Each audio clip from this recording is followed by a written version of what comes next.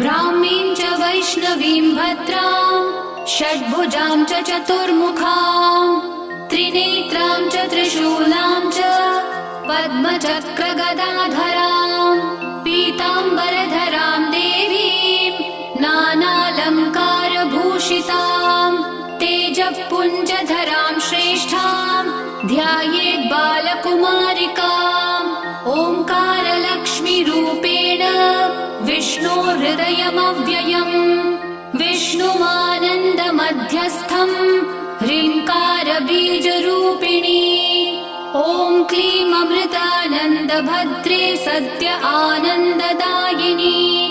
ॐ श्रीं दैत्यभक्षरदां शक्तिमालिनि शत्रुमर्दिनी